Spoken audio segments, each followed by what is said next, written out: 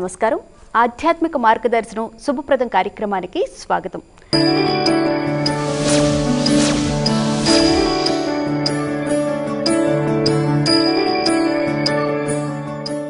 మన హైందవ ధర్మంలో మానవ జీవనానికి ఉపకరించేందుకు అనేక విషయాలు దాగి ఉన్నాయి. అలా దాగి ఉన్న విషయాలను మన పెద్దల ద్వారా తెలుసుకుని సన్మార్గంలో పయనిస్తే సత్ఫలితాలను ఖచ్చితంగా పొందుతాం.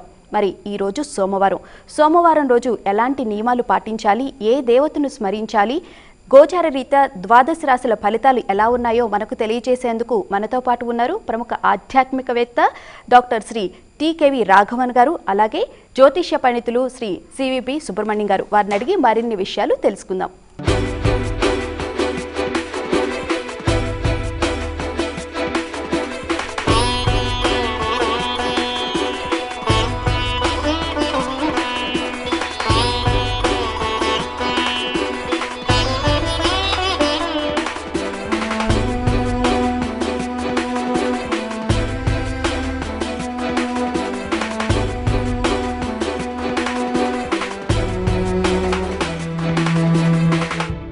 నమస్కారం అండి రాఘవన్ గారు. నమస్కారం సుబ్రహ్మణ్యం గారు.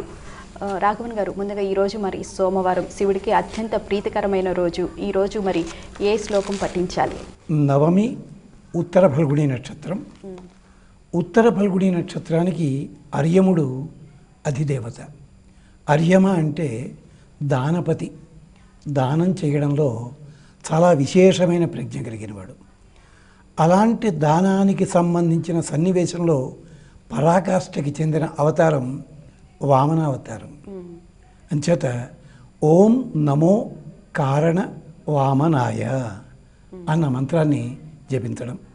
తరువాత దానము చేయడంలో అందవేసిన చెయ్యి రామచంద్ర స్వామి అంటారు. నవమి తిథి అంటే ఒకే ఒక్క మాట మీద నిలబడ్డా ఉన్నది రాముడికి లక్షణం. ఇతర సన్నివేశం విశేషాలు తెలుసుకునే ముందు ఒక చిన్న చమత్కారం చూద్దాం. 9 అంకెకి లక్షణం ఏమిటంటే దాని పక్కన ఏ సంఖ్య ఉంటే దాని గౌరవాన్ని నిలబెడుతుంది.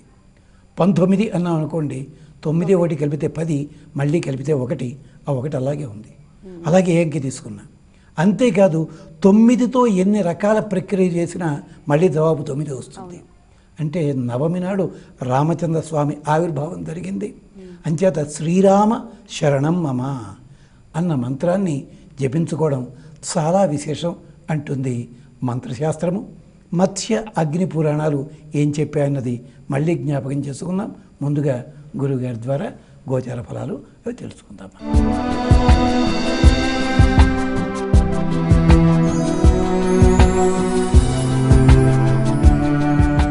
గురుగారు, సోమవారం నాటి పంచాంగాది వివరాలు తెలియజేస్తారా? దుర్ముఖ నామ సంవత్సరం, ఉత్తరాయణం, గ్రీష్మ ఋతువు, జ్యేష్ఠమాసం, శుక్లపక్షం, సోమవారం. నవమి తెల్లవారుజామున 4:56 వరకు. నక్షత్రం ఉత్తర ఫల్గుని మధ్యాహ్నం 2:16 వరకు. వర్జం రాత్రి 11:43 నుంచి 1:30 వరకు. దుర్ముహూర్తం మధ్యాహ్నం 12:42 నుంచి 1:34 వరకు. మరల మధ్యాహ్నం 3:18 నుంచి 4:11 వరకు. అమృతకాలం ఉదయం 6:15 నుంచి 8:03 వరకు. ఇలా ఆ విశేషాలున్నాయి. ఈరోజు ప్రత్యేకించి బ్రహ్మాణీదేవి పూజగా పేర్కొన్నారు. విషయం ఏమిటంటే, బ్రహ్మాణి అంటే సరస్వతి. ఈ సరస్వతి పూజ వల్ల ఏం జరుగుతుంది అంటే, మన విద్య మనకు ఉపయోగపడుతుంది, సమాజానికి ఉపయోగపడుతుంది. ఈ సరస్వతి పూజను సెక్యులరిజానికి వ్యతిరేకమైనది అనే భావన చేసి ఆ సరస్వతి ప్రార్థనను కూడా మన పాఠశాలల్లో, కళాశాలల్లో చేయనందువలన ఏం జరుగుతోంది? మన పాఠశాలలే కాదు, ప్రపంచవ్యాప్తంగా ఉన్న పాఠశాలల్లో సరస్వతి పూజకు ప్రాధాన్యం లేనందువలన అక్కడ పుట్టే విజ్ఞానాలన్నీ కొమ్మ చివర కూర్చుని కొమ్మ కొట్టుకునే రీతిలో ప్రపంచం మొత్తాన్ని తమతో సహా నాశనం చేసేటువంటి గ్లోబల్ వార్మింగ్కి కారణమవుతున్నాయి. ఈ ఆరాధనతో కూడి ఉన్న, తపస్సుతో కూడి ఉన్న విద్యలు కావడం వలన, ప్రాచీనమైన విద్యలు మనకు సైడ్ ఎఫెక్ట్స్ లేని ఆయుర్వేదం, సర్వులను కూడా ఆరంభ స్థాయి నుంచి మోక్ష స్థాయి వరకు ఎదిగేలా చేసే యోగశాస్త్రము, ఇలా అపకారం ఏ కొంచెము లేని శాస్త్రాలే మన దేశంలో వికసించాయి. ఈ విషయంలో ప్రపంచ మేధావులంతా కూడా దృష్టి పెట్టి ఇక్కడ ఈ శాస్త్రాలకి మాత్రమే ఇంతటి గొప్ప శక్తి ఎందుకు వచ్చింది అనే విషయాన్ని పరిశీలించి పరిశోధించి ఈ ఆచరణలను, అంటే అనాధ్యాయనాడు చదువుకోకపోవడం లాంటి, సరస్వతి ఆరాధన చేసి మాత్రమే చదువుకోవడం వంటి ఆచరణలను ప్రపంచవ్యాప్తంగా అందరు విద్యార్థులకి అలవరచవలసిన ముఖ్య సమయంలో మనం ఉన్నాం. ఎందుకంటే అది లేనందువల్ల ప్రపంచం మొత్తం మునిగిపోయే పరిస్థితిలో ఉంది కాబట్టి బ్రహ్మాండదేవి పూజ చేయడం చాలా అవసరం. అలాగే ఈరోజు కర్కాటక లగ్నంలో ఉదయం 9:25 అన్నప్రాసనకు శుభముహూర్తం ఉంది.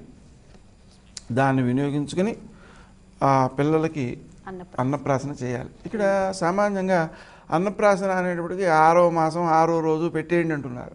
అది విధానం కాదు. సరైన ముహూర్తంలో 6వ మాసంలో పురుషులకైతేనే, ఆడపిల్లలు అయినట్లయితే 5వ మాసంలోనే చేయాలి.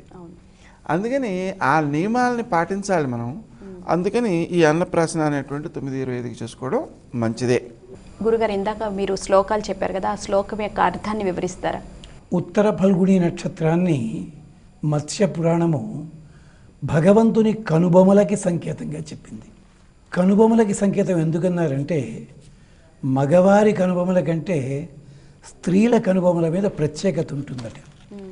పరాశర భట్టర్ అని లక్ష్మీ స్తవం చేస్తూ, అమ్మా, ప్రపంచంలో ఈ సృష్టిలో ఉండే తారతమ్యాలు హెచ్చుతగ్గుల కారణము నీ కనుబొమల కదలికని చూస్తూ భగవంతుడు సృష్టించాడు గనక అన్నారు. అందుకని బ్రహ్మాణీదేవి పూజ చేయడంలో అంతరార్థం అది. అంతేకాదు, ఈ రోజుని ఓం విశ్వేశ్వరాయ నమః, ఇది మత్స్యపురాణం చెప్తుంది. ఇది ఆరాధన చేయడం. లేదు, ఓం పంచశరాయ నమః, ఏ 5 బాణాలతోటైతే తన మనస్సు వికాసం దెబ్బతింది అనిపించిందో అవే బాణములకు అధిపతి అయిన పంచశరాయ నమః, ఓం లింగరూపిణే నమః ఈ మంత్రాన్ని కానీ, ఓం ధనంజయాయ నమః ఈ మంత్రాన్ని కానీ శ్రద్ధగా చదవాలి అంటారు ఈ ఉత్తర ఫల్గుణి నక్షత్రం నాడు. దుర్గా పూజ, సరస్వతి పూజ, లక్ష్మీ పూజ ఏ రూపంలోనైనా అది ఏది మాకు చేత కాదు అనుకునే వాళ్ళు ఎక్కువయ్యారు. కనీసం ఒక తమలపాకులో పసుపు ముద్దని అలా ఉంచండి, కుంకం ధరింపచేయండి, గౌరమ్మ అని ముద్దుగా పెట్టుకున్నారు తెలుగు వాళ్ళ పేరు. నమస్కరించండి, బ్రహ్మాణి పూజ అవుతుంది. రోజులో మాట్లాడుతున్న మాటలన్నీ కూడా సవ్యంగా మాట్లాడండి, అది వాగ్దేవత పూజ అవుతుంది. అంతకంటే మనం కష్టపడాల్సిన అవసరం లేదు. కానీ ఇతర ఫలములు తెలుసుకున్నట్టయితే, కొంచెం లోతుగా వెళ్ళినట్టయితే మనం ఎంత జాగ్రత్తగా ఉండాలో తెలుస్తుంది. అది మనం గురువు గారిని అడిగి తెలుసుకుందాం.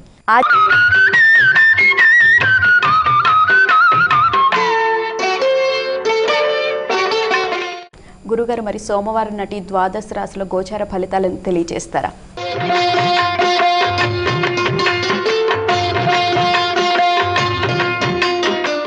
మేషరాశి వారికి షష్ఠంలో చంద్రుడు ఉండడం వలన కొంత అసంతృప్తికి గురయ్యే అవకాశం ఉంది.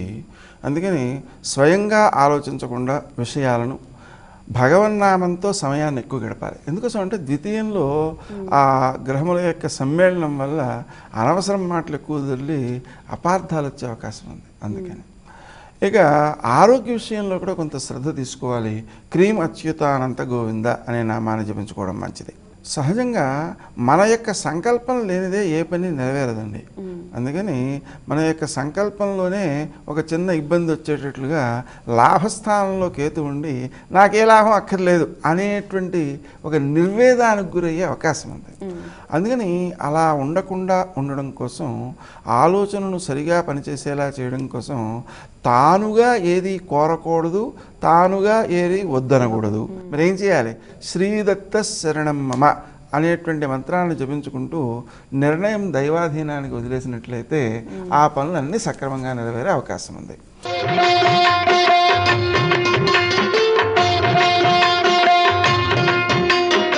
వృషభ రాశి వారిని కనుక మనం గమనించినట్లయితే పంచమంలో చంద్రుడు, చతుర్థంలో గురుడు వీరి విద్యను బాగా వృద్ధి చేసే అవకాశం ఉంది. కొత్త విషయాలు ఎన్నో తెలుసుకోవడానికి అవకాశం ఉంది. వాటిని వంట పట్టించుకోవడం ద్వారా చాలా విజయాలు సాధించవచ్చు.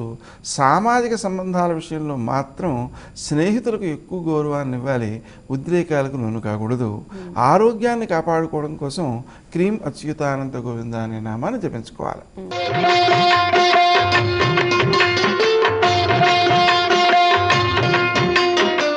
మిథున రాశి వారిని గమనించినట్లయితే వ్యయం అధికంగా అయిపోయే అవకాశం ఉన్న దృష్ట్యా ఖర్చును నియంత్రించుకోవడం కోసం తన చేతుల మీదుగా ఖర్చు పెట్టకుండా ఆత్మీయుల ద్వారా ఖర్చు పెట్టించడం మంచిది.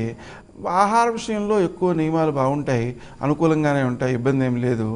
అదేవిధంగా వ్యక్తికి ఇతరుల యొక్క సహకారం అయితే ఉంటుంది, కానీ ఆ సహకరించేటువంటి వాళ్ళు చాలా మంచివాళ్ళు కావడం వలన మీరు చేసే అక్రమాల విషయంలో సహకారం కొంచెము ఇవ్వరు, వ్యక్తులు దూరమయ్యే ప్రమాదం ఉంది. అందువలన సహకారాలను అక్కర్లేదనైనా అనుకోవాలి, లేదా అక్రమ మార్గంలో సంచరించకూడదనే నిర్ణయమైనా తీసుకోవాలి. అంతేకాకుండా ఆలోచన విధానాన్ని కొంచెం మెరుగుపరుచుకోవడం కోసం శ్రీదత్త శరణమమ అనే మంత్రాన్ని జపించుకోవడం మంచిది.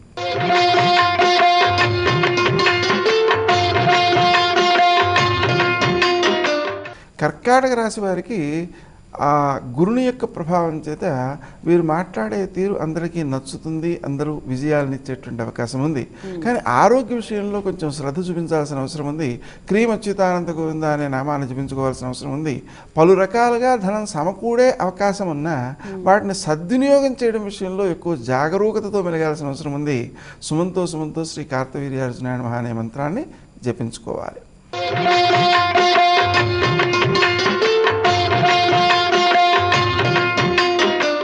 ఇక సింహరాశి వారిని గురించి మనం ఆలోచన చేసినట్లయితే వారు చేసేటువంటి పనులన్నీ కూడా ఇతరులకు ఉపకరించేవిగా ఉంటాయి. వారి మాట కూడా సౌమ్యంగా ఉంటుంది. ఇవన్నీ కూడా అనుకూలమే. కానీ వాహనాల విషయంలో కొంచెం ఎక్కువ శ్రద్ధ తీసుకోవాలి. తాము స్వయంగా వాహనం నడపకుండా ఉండడం ఎక్కువ మంచిది. అంతేకాకుండా ప్రయాణం చేసేటువంటి సమయంలో గౌతమ అనే నామాన్ని కనుక జపించినట్లయితే వాహన సంబంధమైన చిక్కులు లేకుండా ఉంటాయి. వైవాహిక జీవన సౌఖ్యం విషయంలో కొంచెం వైరాగ్యం పొడసూపే అవకాశం ఉన్న దృష్ట్యా జీవిత భాగస్వామితో విరోధం ఏర్పడకుండా సౌమ్యతను పాటించి ఎదుటి వ్యక్తిలో దైవాన్ని దర్శించడం అనేది అభ్యసించాల్సిన అవసరం ఉంది.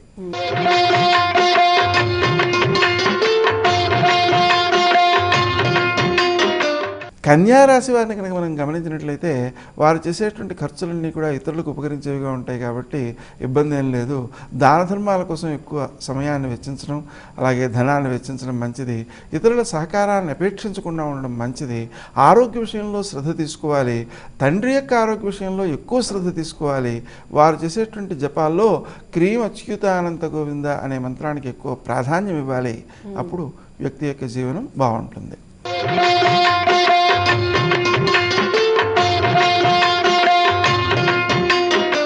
తులారాశి వారిని గురించి మనం ఆలోచన చేసినట్లయితే వీరు మాట్లాడితే అపార్థం వచ్చేటువంటి ప్రమాదం ఉంది కాబట్టి తక్కువగా మాట్లాడాలి. ఎదుటివారిని మాట్లాడనివ్వాలి. వినడం అనేటువంటిది ముందు నేర్చుకోవాలి. అలాగే ఆరోగ్య విషయంలో శ్రద్ధ చూపిస్తూ ఉండాలి.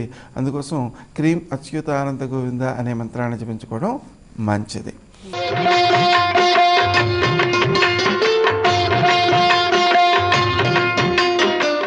ఇక వృశ్చిక రాశి వారిని కనుక గమనించినట్లయితే తొందరగా ఉద్రేకపడే స్వభావం ఇటు ఆరోగ్యాన్ని పాడు చేస్తుంది, సత్సంబంధాలని పాడు చేస్తుంది.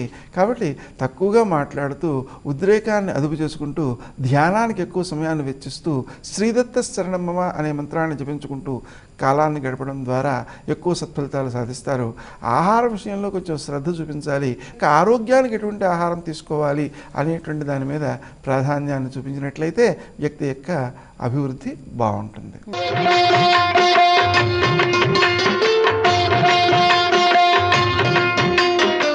ధనుస్సు రాశి వారిని కనుక మనం గమనించినట్లయితే వారి యొక్క ఆలోచన సరళి బాగుంటుంది. తండ్రికి గౌరవం వచ్చే అవకాశం ఉంది. ఆ గౌరవాన్ని తాను ఆనందించే అంశంగా దాన్ని వృద్ధి చేసే వ్యక్తిగా తాను ఉండడం వల్ల ఎక్కువ అభివృద్ధి సాధిస్తారు. సోదరుల వల్ల కొన్ని ఇబ్బందులు ఎదురయ్యే అవకాశం ఉంది. కానీ స్వప్రయోజనాన్ని కొంచెం ఆశించకుండా సోదరులకు అనుకూలతను కలిగించినట్లయితే అది భవిష్యత్తులో ఎక్కువ మేలు చేసేదిగా ఉంటుంది. వృత్తి స్థానంలో మీరు చేసేటువంటి పనులు తప్పనిసరిగా అందరినీ ఆకట్టుకునేవిగా ఉంటాయి. శత్రువులపై మీరు విజయాన్ని సాధిస్తారు. అది కూడా మీకు ఆనందాన్ని ఇచ్చేదిగా ఉంటుంది.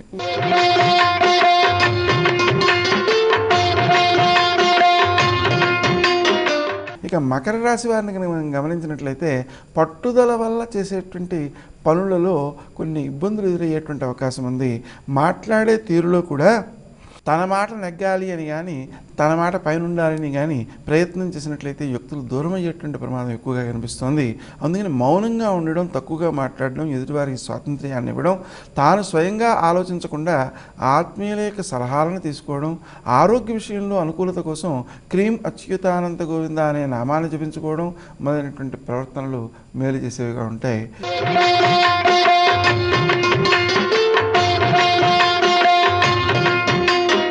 కుంభరాశి వారిని కనుక గమనించినట్లయితే అనవసరం పెట్టుబడులు పెట్టకుండా కొంచెం ఆర్థిక విషయాల్లో జాగరూకతతో మెలగాల్సిన అవసరం ఉంది.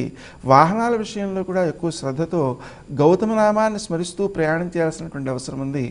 సామాజిక స్నేహ సంబంధాలను దృష్టిలో పెట్టుకుని వారికి ఎక్కువ విలువ తాను ఇచ్చినట్లయితే తన విలువ పెంపొందుతుంది అనే విషయాన్ని గుర్తించాల్సిన అవసరం ఉంది.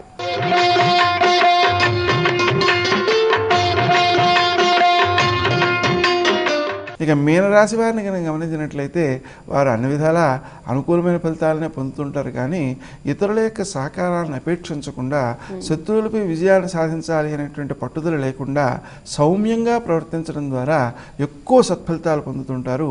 వృత్తిలో కూడా గౌరవాన్ని సాధించేటువంటి అవకాశం ఉంది. రాఘవన్ గారు, సోమవారం రోజు ఎలాంటి ఆహార నియమాలు పాటించాలి? ఇంతకుముందు చెప్పుకున్నాం కదా, శ్రీరామ శరణం మమ అన్న స్తోత్రాన్ని, ఆ మంత్రాన్ని జపించుకోవాలని. రామచంద్ర స్వామి అనగానే మనకు గుర్తొచ్చేది హనుమత్ స్వామి. అంచేత ఈ రోజుని తప్పనిసరిగా ఆరాధనలో ఒక 2 అరటిపళ్ళు కానీ ఒక దానిమ్మ పండు కానీ నివేదన చేయడం చాలా విశేషం. దానిమ్మ పండు దేనికి అంటే అది మన కోరికలకి సంకేతం. ఒక పొర తీసి గింజలు తీయగానే మళ్ళీ పొర వస్తుంది, మళ్ళీ గింజలు తీయగానే మళ్ళీ పొర, మళ్ళీ గింజలు. అంచేత ఇంతకుముందు చూసిన ఫలాల్లో చూసినట్టయితే మనం చేసే పనులని అలాగే ఉంటాయి.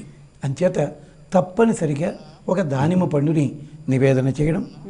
ఓం విశ్వేశ్వరాయ నమః, ఓం పంచశరాయ నమః, ఓం ధనంజయాయ నమః. ధనంజయుడు అంటే అర్జునుడనే కాదు, అగ్నిదేవుడికి పేరు. నాలిక మీద ఉండేది అగ్ని. అగ్ని వాగ్భూత్వా ముఖం ప్రాపిచత్. అంచేత అనుట తినుట 2 పనులు చేస్తాడు ఆయన. దానివల్ల 2 వల్ల మనకి మంచి కలుగుతుంది. అంటే జాగ్రత్తగా మాట్లాడాలి, జాగ్రత్తగా స్వీకరించాలి.